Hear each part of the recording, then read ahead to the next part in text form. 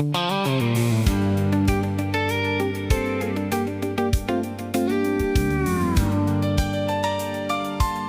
Connecticut fisherman quietly feeding intelligence to Union blockaders, a Hungarian revolutionary carrying the memory of 1848 into the Florida Panhandle, and a county born on paper in 1824, whose coastline and cattle trails would become the corridor for one of the war's most ambitious inland raids. Chapter 9. Destin, Danube, the Marianna Raid, traces how all of it converged.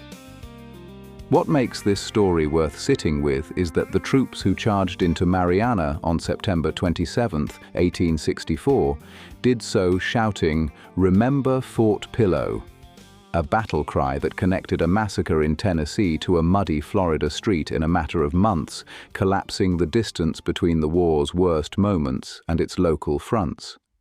The man who ordered that charge, Alexander Asboth, would take a bullet to the face for his trouble, and the story of how he got there and where he ended up is exactly the kind of arc that makes the Gulf Coast corridor so much stranger and more consequential than the maps suggest. The blindingly white quartz kingdom of the Panhandle can make an arrival feel less like a tourist stop and more like a pilgrimage into a sacred, sun-bleached tabernacle. The dunes here rise like sugary Alps against the emerald fire of the Gulf, a landscape so ancient and geologically specific that it demands a reverence usually reserved for cathedrals or very expensive cheese shops. Continuing down the ribbon of asphalt known as Scenic Highway 30A, I indulge the idea that I am the protagonist of a grand coastal saga, a modern Odysseus navigating the siren calls of upscale brunch spots and rental condos. This delusion of grandeur halts abruptly when my GPS declares I have entered Walton County, forcing me to pull onto a sandy shoulder to battle a localized dead zone while a spilled iced coffee threatens the upholstery. While blotting the center console with fast food napkins, I confront the name on the digital map. Who is this Walton? The name suggests a rugged frontiersman, a man who perhaps wrestled alligators in a bespoke buckskin jacket or debated philosophy with a heron. The reality, as is often the case with government geography, proves far more administrative. Historical records identify the county's namesake as Colonel George Walton, Jr., a man whose primary contribution to the wilderness was possessing excellent penmanship and a highly recognizable father. George Walton, Jr. served as the Secretary of the Florida Territory from 1821 to 1826, a role that in the 19th century was the functional equivalent of being the vice principal of a particularly unruly high school. Florida in the 1820s was a chaotic acquisition, recently transferred from Spain and teeming with mosquitoes, humidity, and diplomatic confusion. When the celebrity General Andrew Jackson, the territory's briefly tenured first governor, resigned in a huff, Walton stepped in as the acting governor. He holds the distinct administrative honor of being the first civilian to govern West Florida under the American flag. He was tasked not with conquering lands, but with setting up the essential, tedious machinery of civilian government. He was the substitute teacher left to manage the classroom after the star quarterback walked out. The naming of the county on December 29, 1824, was less about George Jr.'s personal charisma and more an act of polished political patronage. He boasted a pedigree that political appointees actively rely upon, as he was the son of George Walton, Sr., a signer of the Declaration of Independence and a former governor of Georgia. By slapping the Walton name on this new jurisdiction, the Legislative Council executed a nifty trick of bureaucratic efficiency. They honored the sitting administrator while simultaneously tipping their hat to the Founding Fathers, the historical version of hiring the boss's son, provided the boss's son is also quite good at filing paperwork. Despite the colonel title, which was likely an elevation in the territorial militia rather than a badge of trench warfare, Walton did not hack through the palmetto scrub with a machete. He was a lawyer and a statesman. He signed the checks and the orders that sent actual explorers, like John Lee Williams and Dr. William Simmons, into the mosquito clouds to locate a spot for the new capital. He stood as the voice of the federal government, his ink baked into the land deeds, comfortably removed from the biting flies and the mud. When created, his namesake county was a cartographic behemoth perfectly suited for an armchair explorer. It was a geographic giant carved out of the massive Escambia County, embracing everything between the Blackwater River and the Choctawhatchee River, stretching from the Alabama state line south to the Gulf of Mexico. It was so large that over time the legislature had to carve it into smaller parcels to create parts of present-day Okaloosa, Holmes, and Santa Rosa counties. Yet, watching the heat shimmer off the asphalt shoulder, the greatest irony of this administrative legacy becomes clear. Despite having a massive chunk of the Florida Panhandle named in his eternal honor, Colonel Walton never actually lived here. He spent his time in the relatively civilized enclaves of Pensacola and Tallahassee before eventually packing his bags for Mobile, Alabama, where he served as mayor.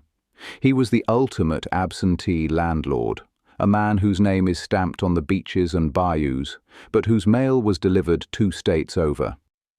I put the car in gear and map a route away from the coast, considering the political survival of our absentee namesake. Governance is the art of the possible. Otto von Bismarck. For Walton, the possible meant organizing a humid frontier from a safe, dry distance, establishing a neat bureaucratic fiction that would soon collide with a very real, armed conflict. Lincoln County's War. Walton Guards at Camp Walton. Knowing that Colonel Walton had absconded to Mobile to play mayor, leaving his titular realm to fend for itself like a latchkey kid with a chemistry set, clarifies the do-it-yourself intensity of the people who filled that vacuum. Between 1835 and 1861, the territory framing today's manicured 30A corridor transformed from a volatile frontier into a rustic, industrial outpost, completely devoid of its namesake's administrative oversight.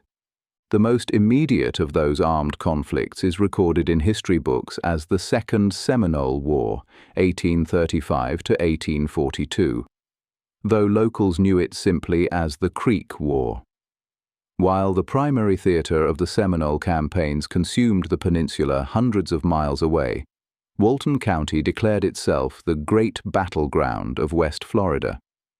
Creek warriors, displaced southward by aggressive federal removal policies in Alabama, systematically took control of the Bay Country and the inland waterways, severing the supply lines running to Pensacola. For 2 years, the area's Scottish settlers lived in what they recorded as dreadful suspense, anticipating nighttime attacks on their isolated homesteads. Local defense fell to provisional militias organized as the Scotch State Troops and Scotch Pioneers, commanded by Captains Lachlan McKinnon and Donald MacLeod. Under Colonel John L. McKinnon, these units eventually rallied to break the indigenous supply networks and force a withdrawal. Even after formal hostilities dissolved, small displaced bands of Native Americans retreated to the thick forests along the Bay Coast, waging a low-level campaign of necessity, raiding homesteads and driving off livestock, until agricultural stability returned in the 1840s. Once the shooting stopped, the chopping began. The backcountry economy shifted its focus to the vast longleaf pine forests covering the interior. The primary financial engine was not agriculture, but naval stores. The harvesting of timber and the extracting of resin for tar, pitch, and turpentine necessary for 19th-century shipbuilding. Extracting raw turpentine in the brutal Florida heat did not mint local tycoons. It simply turned laborers into sticky, highly flammable targets for every biting insect in the Western Hemisphere. Transporting those goods required an animal with highly specific engineering tolerances. Settlers abandoned traditional draft horses, which sank pathetically into the sugar-white sand, relying instead on ox teams. The ox possessed the raw torque needed to drag heavy loads over the dunes. By the late 1840s, sailboats maintained weekly cargo runs from Freeport to Pensacola. The inland waterways became a steady commercial artery for Scotsmen who realized relying on the wind was entirely superior to poling heavy barges against a coastal current. Despite this economic output, the immediate coastline, the beachfront that now hosts the 30A resort developments, remained an empty expanse of temporary fishing camps and cattle pens. The population centre held fast inland within the Uchi Valley, where the Scottish community remained happy and contented, managing local commerce with but little money. These pioneers practiced a Presbyterianism so strict it bordered on the punitive. Church session records from May 27, 1842, detail furious disciplinary actions against members for intemperance and Sabbath breaking, proving that finding amusement in Walton County has always been a complicated endeavor. Politically, the county operated as an isolated pocket of pragmatism against the rising secessionist fever. As 1861 approached, Walton County voted as a solid Whig stronghold. Rather than viewing the new federal administration as an existential threat, local leaders regarded Abraham Lincoln as a president legally bound by the Constitution. The county elected anti-secession delegates by an almost unanimous vote, explicitly instructing them to keep Florida in the Union. This bureaucratic defiance earned the region the sneering moniker Lincoln County from the secessionist fire-eaters dictating policy in Tallahassee. But geography overruled localized voting. Florida seceded regardless on January 10, 1861. The pragmatic Scots, recognizing they were now geographically bound to the Confederacy, whether they supported it or not, pivoted with characteristic efficiency. Around the 1st of July, 1861, local men mustered for duty as the Walton Guards. They established Camp Walton at the base of the massive Fort Walton Temple Mound near the Narrows, occupying an ancient indigenous ceremonial site to watch the East Pass entrance near Destin for Union blockaders.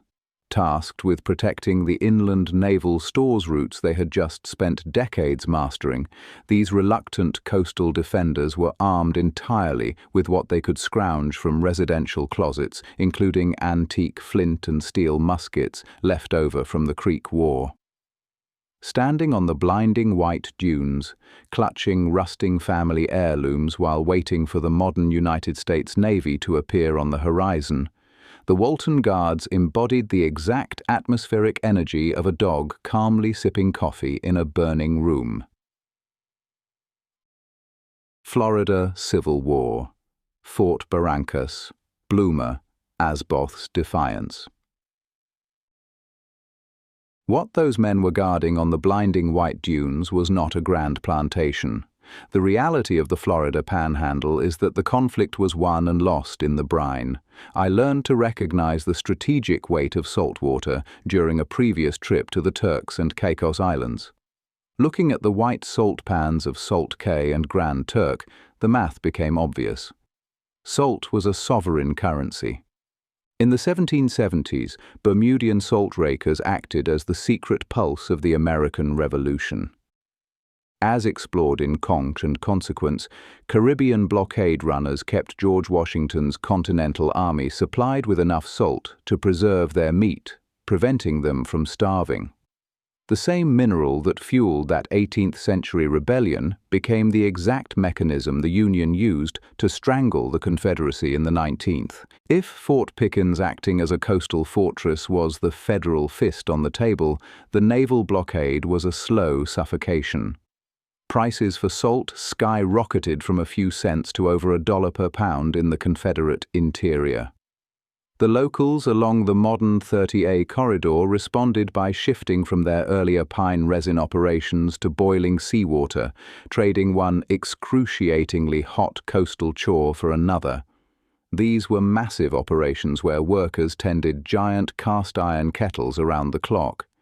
Naturally, they became high-value targets. Every kettle smashed by a landing party was a victory with more permanence than a battlefield skirmish. When the Union Navy salted the earth by destroying these works, they systematically dismantled the biological engine of the rebellion. By the time coastal steamers like the Bloomer were churning through the Choctaw-Hatchie Basin, local desperation was absolute. During this Great Salt War, the social fabric of the Panhandle began to split. The early Bowie knife bravado of the Walton Guard yielded to a cold pragmatism. Locals watched black smoke rise from their ruined kettles, looked at the Union flags controlling the bay, and calculated that loyalty to a starving administration was an unaffordable luxury. The back dune woods ceased to be just a habitat for bears and diamondbacks. They became a refuge for layouts, local men who absolutely refused to fight for a government incapable of providing a salted ration. These draft evaders shared the scrub with enslaved people escaping toward the blockading ships offshore, turning the coastal thicket into a heavily trafficked corridor of defection. Standing on the Gulf sand today, the historical mechanics feel entirely logical. When the basic elements of survival were stripped away, political allegiances shifted with the tide, leaving a chaotic frontier where a local fisherman could quietly redirect the course of the war. Destin's founder, surviving war and hurricanes. Just across the East Pass from the Fort Walton Mound lies the current city of Destin. To the uninitiated vacationer floating on a pontoon boat with a cooler full of hard seltzer, the name denotes a sanitized paradise of emerald water, expensive condos, and airbrushed family memories. But beneath this veneer of turquoise leisure lies the internal machinery of the place. It is a gritty engine powered by shipwrecks, high treason, and a secret handshake that stopped a hanging. While the woods around the Choctaw-Hatchie were filling with the desperate Unionist refugees I had just considered, one man was waging a quiet, wet rebellion right on the water's edge. I stood looking out over the pass, trying to picture the man who started it all without the interference of jet skis buzzing like angry hornets in the background. Captain Leonard Destin, circa 1813 to 1884, was not a Florida native. He was a transplant from New London, Connecticut, a man who possessed the dour fortitude of a New Englander who looked at a frozen ocean and decided to find a warmer one. His arrival was an odyssey of misfortune. Sometime between 1835 and 1845, Leonard, his father, and his brother sailed south. A hurricane ambushed them off Cape Canaveral. The storm claimed 2 ships and his family. Leonard washed ashore as a solitary survivor with nothing but a set of lungs and very specific maritime skills. He eventually made his way to Moreno Point, the sandy spit that is now the town of Destin. Here, he bypassed traditional methods and industrialized the harvest. He married a local woman named Martha McCullum and introduced the use of seine nets, sweeping the shoreline with a ruthless efficiency entirely different from the indigenous traps previously used in the area. But his most dangerous catch was not mullet or mackerel, it was intelligence. During the Civil War, local men donned Confederate gray and joined the Walton Guards to watch the coast. Captain Destin remained stubbornly loyal to the Union. He turned the East Pass into a strategic backdoor for the North. When Union blockade ships loitered offshore, Destin acted as a literal concierge of treason. He provided food and vital information about Confederate positions. It was his intelligence that likely facilitated the Christmas raid of 1862, supplying the exact vulnerabilities that allowed Union forces to locate the steamer Bloomer and destroy the regional salt industry I had envisioned smoking across the bay. Eventually, his luck ran dry. The local Confederates grew tired of their ships disappearing and their salt kettles being smashed. They arrested Destin. He was hauled inland to the county seat of Uchiana to face a trial for treason, a charge carrying the obligatory penalty of a short drop and a sudden stop. The trial was brief, the evidence damning, and the sentence of death all but assured. And then the Masonic miracle occurred. As the proceedings loomed, Destin managed to communicate a signal to the Confederate circuit judge. It turned out that both the prisoner and the man sentencing him were Freemasons.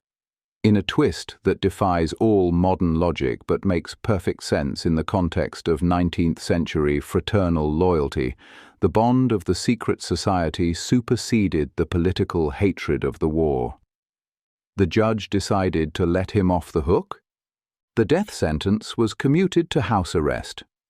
Destin returned to the coast, survived the rest of the war, and went back to his nets. Leonard died in 1884, never actually seeing his name on a map. His former employee and friend, Billy Marler, officially christened the town in 1896. Marler was serving as the postmaster. He was filling out the federal application and faced a choice that would define the region's branding for a century. He could have legally named the town Marlerville. Instead, in a rare act of humility that seems almost alien in our modern era of self-promotion, he wrote down Destin. The fishing dynasty Leonard founded remains active to this day, and his great-great-grandson, Dewey Destin, still runs the family business on the harbour. I looked out past the jetties where the water shifts from a pale jade to a bruised deep navy. This is the 100-fathom curve, a geological quirk that brings deep water closer to Destin than almost anywhere else in Florida. It is the reason they call this the world's luckiest fishing village. Was it actually luck that built this town? No. It was a combination of a terrifying drop-off in the continental shelf, a hurricane that spared one stubborn Connecticut Yankee, and a judge who took his lodge membership very seriously. Yet Destin's localized wartime espionage served a much larger operational machine. The intelligence he funneled through the East Pass flowed directly to the Union enclave at Pensacola, supplying coastal maps and vital momentum to the radical commander who was actively organizing the Panhandle's fugitive cavalry. Kossuth's adjutant, Asboth's Civil War Odyssey. That radical commander actively organizing the Panhandle's fugitive cavalry from Pensacola was Alexander Asboth. By the time local fishermen were navigating the bizarre politics of treason and Freemasonry around Destin, Asboth was treating the muddy banks of the Florida coast with the exact same revolutionary fervor he once applied to the hallowed geography of Europe. I came to this stretch of the Gulf expecting pirate lore and sunburnt tourists, yet I found a man who fought an entirely different kind of rebellion. Asboth was not native to Florida, nor was he American. Born in Keszthely, Hungary in 1811, he was a trained engineer who cut his teeth in the failed Hungarian Revolution of 1848. He served as a lieutenant colonel under Lajos Kossuth, devising siege plans for fortresses in a doomed effort to carve an independent nation out of the Austrian Empire. When that rebellion collapsed, he fled to Turkey and by 1851 arrived in the United States, presumably seeking a country entirely devoid of Habsburgs. In a bizarre twist of logistical irony, the man destined to wage guerrilla warfare in the Florida swamps spent his pre-war years assisting Frederick Law Olmsted in surveying Central Park. The same engineer who calculated the optimal slope for a relaxing Sunday stroll in Manhattan would soon calculate the trajectory for cannonballs in the Deep South. When the Civil War began in 1861, Asboth threw himself into the Union cause. He viewed Southern secession not as a local argument over states' rights or tariffs, but as a continuation of global aristocratic tyranny. To Asboth, an Alabama plantation owner was just an Austrian archduke with a drawl and humidity damage. He quickly became chief of staff to Major General John C. Fremont in St. Louis and dedicated his engineering brain to organizing raw recruits. His subsequent career in the Western theater was a series of chaotic lateral moves.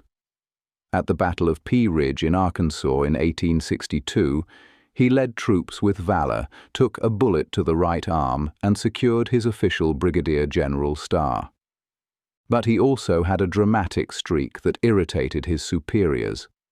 He burned down most of Bentonville, Arkansas in retaliation for a single dead cavalryman, a reaction suggesting he did not subscribe to the concept of proportional response. By 1863, while Asboth commanded a garrison in Kentucky, Major General Philip H. Sheridan dismissed him as an alarmist who worried about phantom threats. Unsure what to do with an eccentric, aristocrat-hating Hungarian who kept trying to arm escaped slaves against regulations, the Union Army did what many exhausted organizations do with difficult employees. They transferred him to Florida. He arrived at Fort Barrancas near Pensacola in November 1863. My journey through the local archives points to this moment as the start of a localized total war. Asboth looked at his isolated coastal garrison, an outpost mostly intended for guarding seagulls and sand dunes, and decided it was the perfect staging ground to dismantle the ruling class. Mercy to aristocrats was a mistake he refused to make twice. Drawing on his experience with European uprisings, he recruited a foreign legion of officers including his own nephew, Ladislaus Zulawski. More radically, he ignored the subtle prejudices of generals like Sherman, who often relegated black troops to digging ditches. Asboth took the 82nd and 86th U.S. Colored Infantry, handed them rifles, and sent them into combat alongside the 1st Florida Union Cavalry. This local cavalry was a ragtag collection of Panhandle farmers, Confederate deserters, and Union sympathizers. The result was a multicultural avenging force that operated much like an organized insurgency. Standing on the glaring white sands near the East Pass today, I tried to picture the expedition of 1,100 men Asboth led toward Pollard, Alabama, in July 1864. They clashed with enemy forces, captured the 7th Alabama Regimental flag, seized massive piles of military supplies, and rode back to the coast, leaving Confederate logistics in ruins. For a man who began his American life mapping the walking paths of New York City, he was now actively redrawing the map of West Florida. He proved that fighting for the Union meant leaving the park and burning down the swamp. The dissolution of the Union would be a triumph of all despots and the doom of self-government. General Alexander Asboth. This unwavering conviction would soon push his diverse column toward an even larger and far more violent strike deep into the Panhandle interior.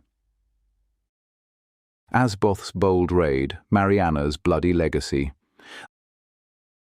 I veer the car away from the blinding white dunes of the coast and onto the Destin Bridge, leaving behind the dolphins and the shark-patrolled sandbars for the piney interior. The route feels less like a vacation drive and more like a tactical incursion. It mimics the exact trajectory Alexander Asboth took when he decided that administrative duties and coastal skirmishes were no longer enough. On September 18, 1864, the general marched his forces out of Fort Barrancas.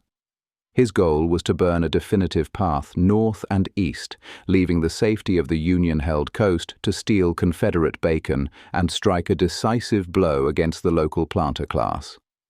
Passing the nondescript strip malls of the mainland, I try to picture the spectacle of 700 men pushing into the scrubland.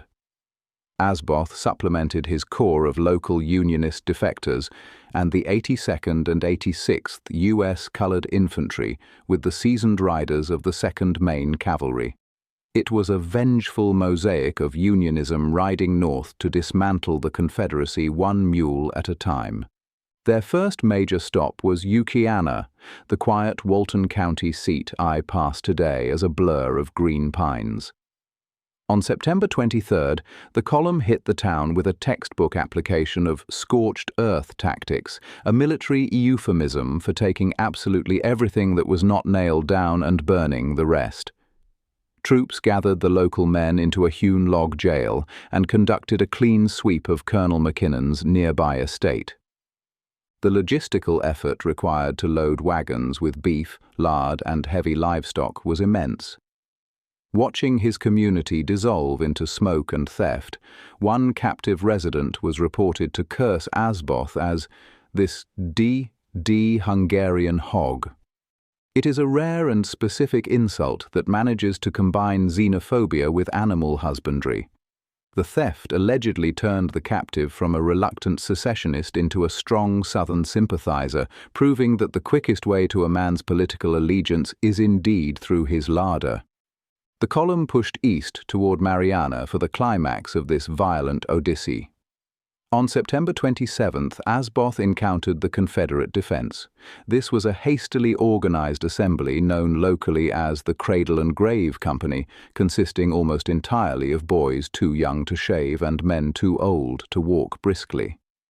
Yet this motley group of defenders repulsed the initial charge by the main troops, standing in the way of seasoned cavalry like a confused neighborhood watch standing up to a tank. The hesitation did not last. The air filled with a sound more terrifying than the roar of a cannon when the guttural shout of "Remember Fort Pillow" echoed down the street. The black soldiers of the U.S. colored infantry forced the issue where the cavalry had stalled. They surged forward with a rallying cry that promised no quarter, proclaiming that since the Confederates gave none, they would receive none in return. Asboth rushed to the front to personally order the second, successful assault. It was here that the rebels honored him, as he later wryly reported, with 2 balls. One fractured his arm, while the other struck his face, shattering the cheekbone and lodging permanently in the sinus cavity known as the antrum of Highmore. The bullet's journey ended there, buried deep within the general's skull and sitting upon the roof of his mouth like an unwanted architectural addition. Contemporary surgeons simply left it alone, lacking X-rays and perhaps the nerve to dig around inside a commander's head with unwashed fingers. The wound permanently impaired his sight, smell, and hearing, turning the rest of his life into a slow-motion casualty event. He transferred command to his subordinate, Colonel Zulawski, and began the agonizing retreat to the coast. The return journey was a grim parade of victory and suffering. Asboth claimed a brilliant success, having captured 81 prisoners, 200 horses, and liberated 600 enslaved people who followed the column back to Barrancas with the greatest enthusiasm. Yet the detail that sticks with me as I turn my own vehicle back toward the coast is a dog. York, Asboth's pointer, reportedly trotted alongside the ambulance wagon for the entire grueling trip back to the Gulf, arriving safely on September 30th. That quiet loyalty stands in sharp contrast to the human chaos of the raid. Asboth survived the ride, but the projectile in his face remained a ticking clock. The chronic infection would eventually kill him in Argentina 4 years later. Looking out at the calm, shimmering water of the bay, I wonder, if you leave the battlefield with a sinus souvenir rattling in your head, do you ever truly silence the war? Asboth's last stand: Argentina, Arlington, and Civil War wounds.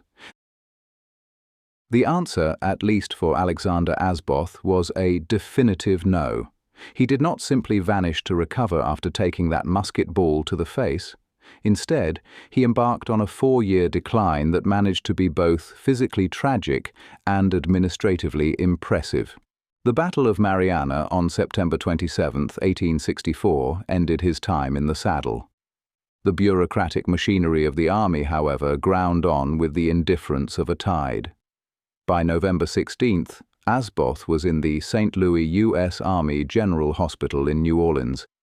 He was physically shattered but career mobile. He received a brevet promotion to Major General the following March. This proved that in the military, getting shot is often the quickest path to a better job title. Asboth returned to duty in West Florida in February 1865. He was, by all accounts, a wreck. He weighed a mere 140 pounds. He was essentially a mustache supported by a skeleton, and he required assistance just to climb onto his horse. His superiors took one look at this vibrating bundle of nerve and bone and decided he was too feeble for the upcoming mobile campaign. General Frederick Steele left him behind. A commanding officer who might blow away in a strong gust was simply a liability, yet this devastation became his currency. When the war ended, Asboth threw himself into reconstruction with the manic energy of a man who knows his time is short.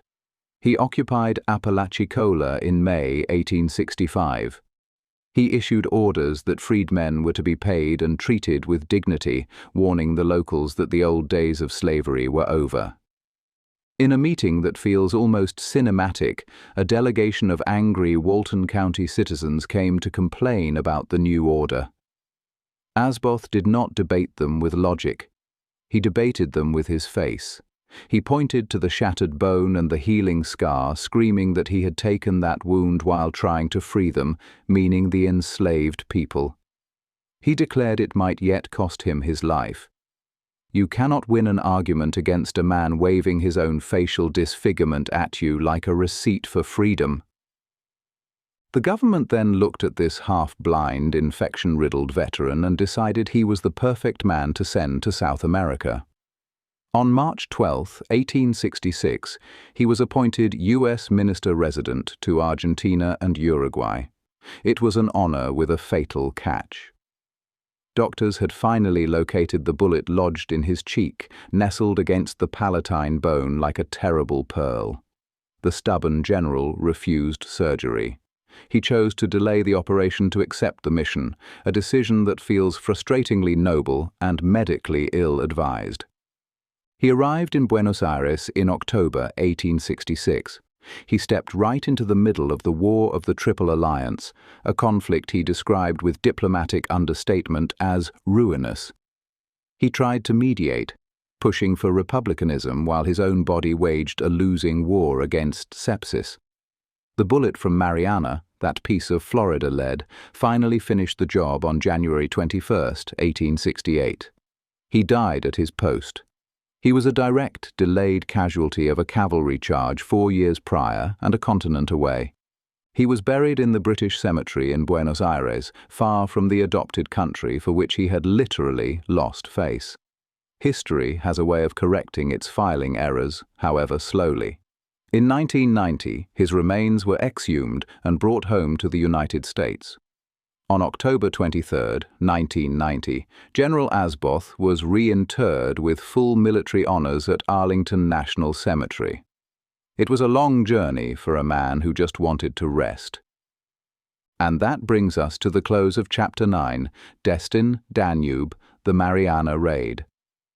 The thread worth holding on to here is how far a single life can travel, literally and ideologically, with Asboth carrying his 1848 Hungarian revolutionary convictions all the way to a rain-soaked charge through Marianna, and Leonard Destin quietly reshaping Gulf Coast geography from a fishing boat.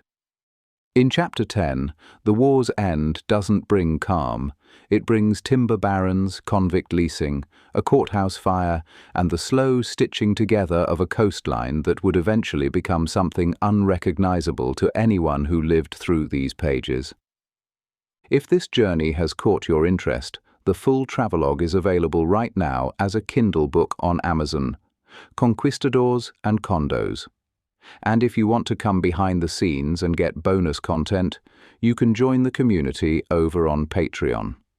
Until next time, this has been The Rise the Limit. From longleaf pine forests worked by convict labor to a Gulf shoreline reshaped by federal bombers and liberty ships, the Florida Panhandle spent a century trading one form of extraction for another. You're listening to The Rise the Limit, and this is Chapter 10. Timber to Tyndall to 30A. Last chapter traced the Panhandle through the Civil War, from Leonard Destin's intelligence work at East Pass to Alexander Asboth's multiracial raid through Yuki, Anna and Marianna, ending with Reconstruction's promise still unresolved. This chapter picks up that thread as Confederate monuments went up almost as fast as Union troops went home, then follows the coast forward through the northern financed timber economy, the wartime opening of Tyndall Field, and the 1958 to 1961 paving of Scenic Highway 30A, which finally stitched isolated fishing hamlets into a corridor ready for what came next. Standing near the old Uchi Valley Church, I tried to picture the transition from battlefield to backcountry lawlessness. History, I have found, rarely offers a clean break. It prefers a messy, jagged tear. Whatever grand ideals General Alexander Asboth carried in his saddlebags regarding the rights of freedmen evaporated almost the moment the Union cavalry trotted north. Despite his brief post-war return and paper orders guaranteeing wages to the formerly enslaved, the aftermath of the Civil War here was a masterclass in instability. Paper orders are poor shields against bushwhackers and guerrillas, the local insurgents who multiplied in the countryside like damp rot in untreated pine.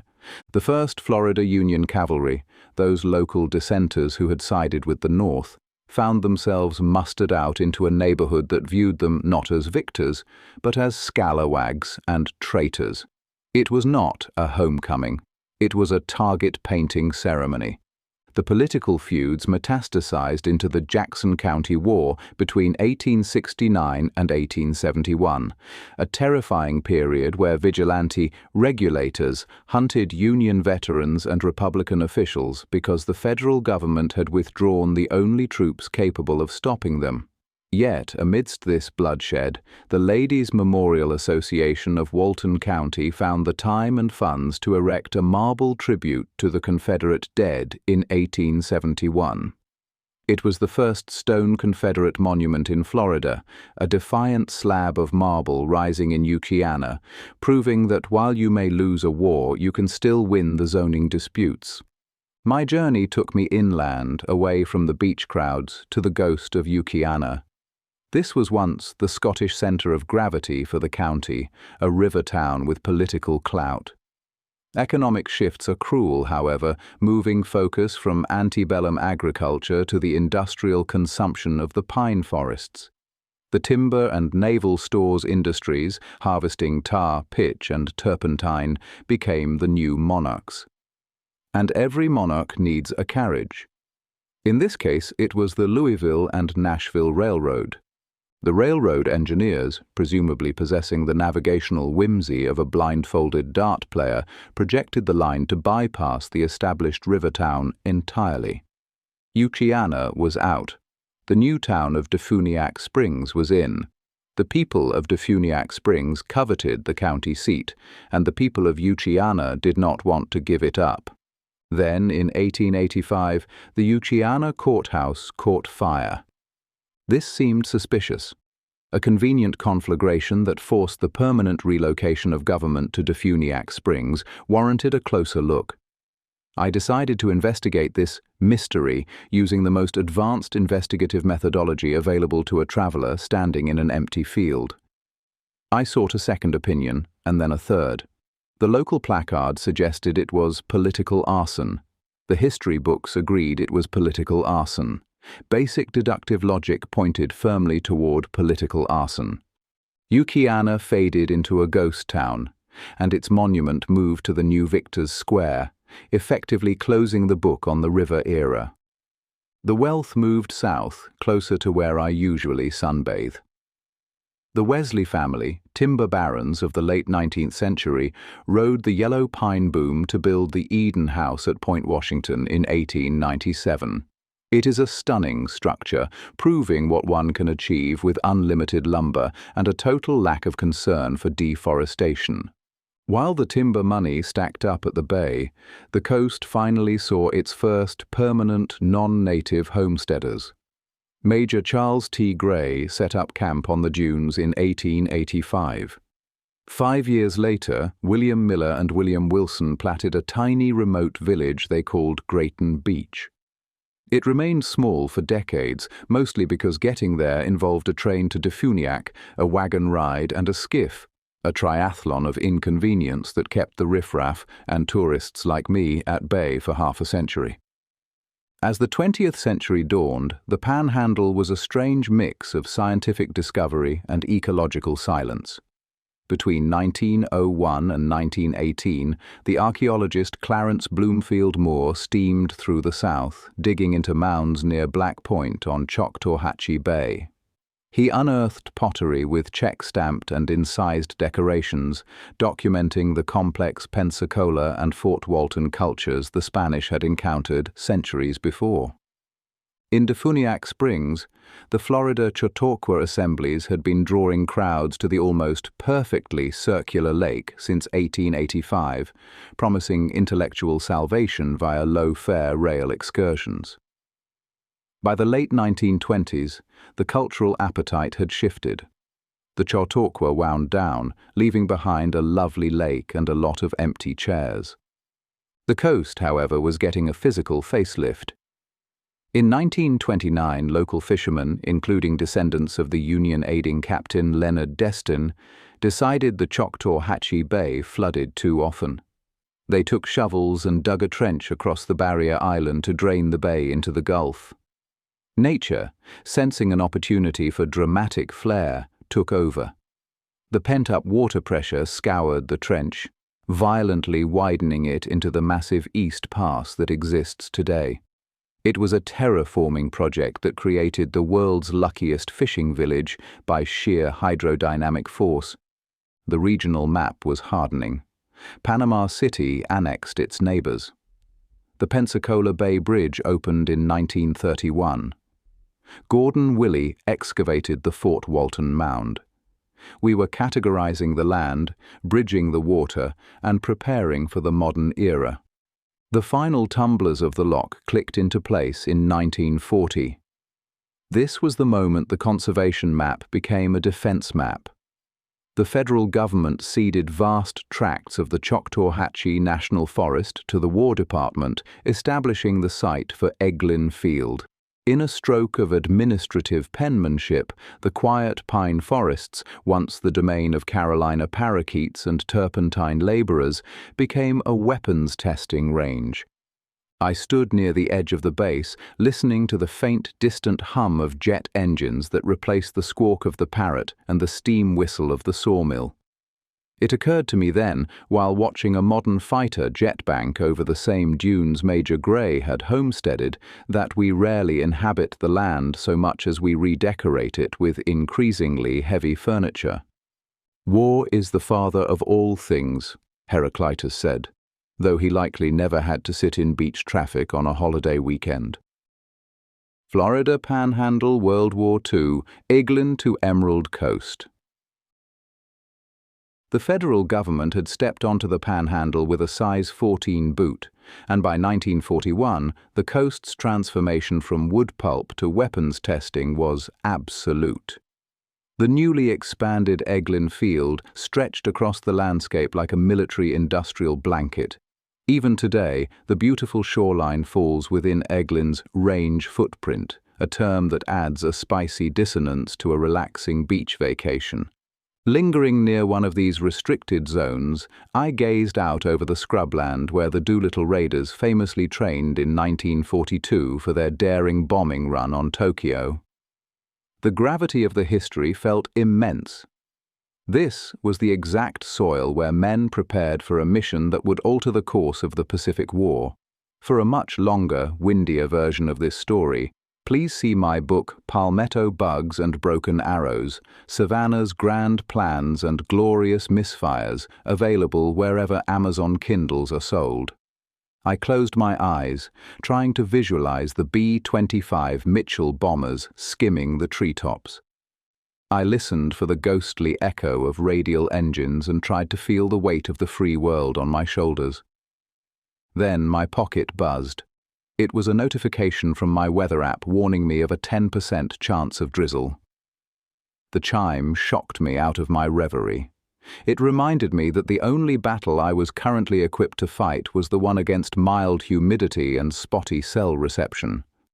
Down the highway to the east, Tyndall Field opened its gates as a flexible gunnery school. This was an inventive title that essentially meant teaching young men how to shoot machine guns from moving aircraft without hitting their own tail assemblies. It was not just farm boys from Alabama learning the trade. The region's sudden influx of personnel famously included Clark Gable. He traded the silver screen for the terrifying reality of aerial combat and earned his gunner wings right here beside the Gulf.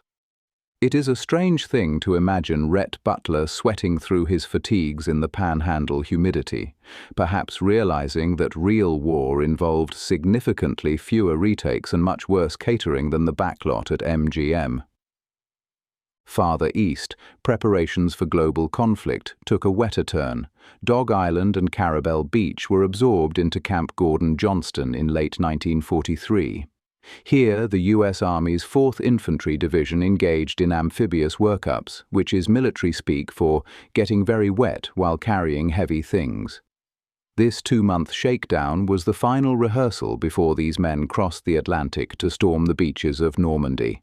It proved that if you can handle the sand gnats and the unpredictable currents of the Gulf Coast, the English Channel might actually seem like a reprieve. Meanwhile, St. Andrews Bay ceased to be a quiet inlet for fishermen and transformed into an industrial shipyard. The Wainwright Shipyard in Panama City became a major production site, employing thousands of workers to weld together the spine of the Allied supply line. Over the course of the war, they launched 108 Liberty ships into the bay. These were cargo workhorses built for utility rather than aesthetics, churned out with a speed that suggested the blueprints were being drawn on a napkin as the keel was being laid. The hastily assembled Liberty ship battled the cruel physics of the North Atlantic, a punishing environment that sought to snap its welded hull in half. It remained a valiant, iron-willed contender in the fight against fascism, even if the finished product steered with the grace of a rudderless barge. 30A's evolution, from outposts to new urbanism. As the global conflict cooled, the local military apparatus simply dug its heels deeper into the sand. Down the coast, Tyndall Field formally shed its wartime skin to become Tyndall Air Force Base in January 1948. Bureaucracy is the ultimate victor in every protracted conflict. While the ink dried on the federal paperwork, the surrounding dune scrub operated as a testing ground for the JB-2 Loon cruise missile. These weapons were American copies of the German V-1 buzz bombs, hurriedly repurposed for a new atomic era. Today, their twisted metal remnants still lurk in the sand as protected archaeological features, a quiet realization that one generation's terror weapon is another generation's historic preservation project. While the Air Force solidified its footprint, returning veterans were scouting for real estate. The community of Inlet Beach, sitting at the eastern terminus of what is now the 30A corridor, was settled largely through a land lottery meant specifically for World War II veterans. In a historical detail that causes modern property brokers to weep openly in the street, these men purchased 1.25-acre lots for the grand sum of $50. Locals dubbed it Soldiers' Beach. The name implied utilitarian housing, yet it laid a foundation for a post-war market that would eventually trade $5 bills for 7-figure wire transfers. To the west, Destin was busy manufacturing a mythology of its own. The town cemented its branding as the world's luckiest fishing village in the 1950s. This slogan gained traction not through any rigorous survey of fish density, but simply because Florida Governor Leroy Collins said it to the press. Sometimes a politician's offhand remark is more durable than concrete. At the same time, the concept of industrial tourism took shape over at Camp Helen. From 1945 to 1987, the site operated as a company resort for Alabama's Avondale Mills. It offered staggered summer vacations to textile workers who traded the rhythmic clatter of mill machinery for the drone of Panhandle cicadas, presumably kept on a similarly strict schedule. Small businesses like the Seagrove Village Market, established in 1949, began planting flags in the sand as lonely outposts waiting for the rest of the country to catch up. The true turning point was a matter of asphalt. Scenic Highway 30A was surveyed in 1959 and paved by 1961. The narrow, two-lane blacktop finally linked those isolated beach hamlets into a continuous strip. It bridged the rare coastal dune lakes, stitching together a landscape previously defined entirely by its separation. Further west, the battle to conform nature to human convenience continued with significantly less subtlety. The deep water channel at Destin's East Pass required constant, neurotic intervention. Between 1931 and 1967, mechanized dredges slurped the sandy bay bottom through 22 separate operations before the U.S. Army Corps of Engineers finally stabilized the inlet with twin jetties in 1969. Around this same period, the state formalized its grip on the wilder parts of the map. The Fort Walton Temple Mound received designation as a National Historic Landmark in 1964. Grayton Beach State Park opened in 1968, and St. Andrews State Park expanded the recreation area it had initially begun in 1947. This infrastructure boom transformed the coastline from a secluded backwater into a canvas primed for entirely new ideas. The era of incidental, haphazard growth ended in 1978. That year marked the specific moment the future arrived in the form of an inheritance. Robert Davis received roughly 80 acres of Gulf front land near Seagrove Beach from his grandfather J.S. Smolian. This was the land platform that would launch Seaside and the new urbanist movement, shifting the trajectory of the corridor from a scatter of fishing shacks to a meticulously planned architectural experiment. Can a single property deed really rewrite the history of a coastline? 30A's metamorphosis: war, timber, resorts, and seaside. I stopped by the edge of a dune lake to consider the 1978 land deed that allowed Robert Davis to unleash the tide of new urbanism. Looking backward at the sawdust-covered prologue of Seaside, it is clear that the most audacious trick ever performed in the Florida Panhandle was not the sudden manifestation of a tourist economy. It was the alchemy that turned worthless scrub into a high-yield sandbox. Before the pastel cottages could rise, the land had to be bled, burned, and bombarded. This industrial odyssey shifted the region from extracting timber to harvesting federal defense contracts, and eventually, tourists. The local economy pivoted sharply following the 1865 collapse of the inland agrarian world. General Alexander Asboth's cavalry raids had previously swept through the area, looting farms for mules and horses and everything they could find to eat. Amidst this regional devastation and ensuing complaints of Reconstruction outrages, a new cadre of young men looked at the pine forests and saw a bank account. Lincoln's greenback money flooded south, fueling a fervent desire to monetize the landscape itself. For the next 70 years, the Panhandle focused its energy on the longleaf pine. This was the era of green gold, a phrase that sounds romantic until you realize the brutal mechanics involved. Laborers hacked V-shaped chevrons, or cat faces, into living trees to drain their resin into clay pots. It was a slow, sticky bleeding of the forest to produce pitch, tar, and turpentine. I walked the grounds of Eden Gardens State Park. Here, the Wesley family built their elaborate 1897 mansion on value extracted from this resinous labor. The house remains a pristine architectural marvel. It was financed by a system of convict leasing.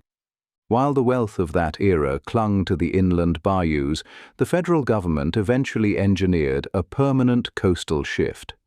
The expansive 1940 War Department acquisitions replaced remote turpentine camps with military infrastructure. This brought a permanent payroll the mills never could, cementing the early veteran real estate markets and laying down the asphalt for the modern corridor. Surveying this post-war bequest, the internal monologue of the modern residential developer reads like a 19th-century prospector evaluating a new claim. Behold the scrubland, where the gopher tortoise treads and the sandspur clings. I perceive not a wasteland, but a veritable empire of leisure. Let the sawmills fall silent and the turpentine pots shatter, for we shall construct a glorious geometry of white picket fences and pedestrian easements. Here, upon this silica stage, we shall banish the chaos of the wild dune and instate the tyranny of the mandatory porch. And lo, the people shall come with their wallets open, and it shall be very, very good. From longleaf pine to Liberty ships to the paving of a two-lane road that quietly stitched a coastline together, Chapter 10 lays out how a working shore became something else entirely, and I'll admit the moment Robert Davis inherited that land near Seagrove and decided not to just cash in on it still gets me every time.